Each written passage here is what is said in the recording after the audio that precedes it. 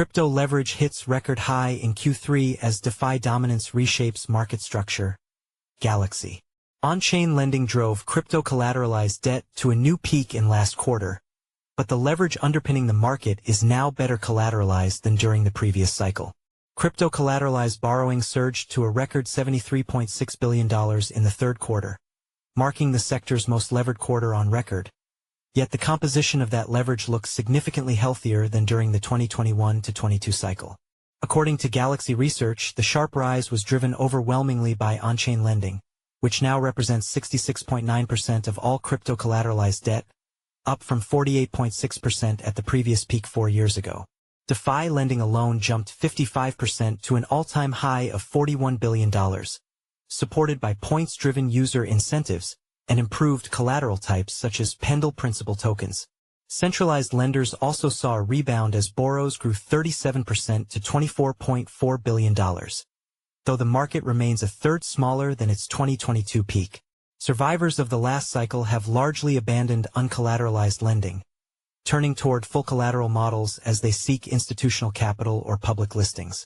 Tether remains the dominant SuFi lender, holding nearly 60% of tracked loans.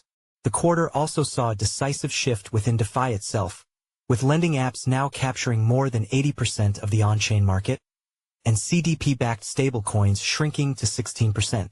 New chain deployments, including Aave and Fluid on Plasma, helped fuel activity, with Plasma attracting more than $3 billion in borrows within 5 weeks of launch.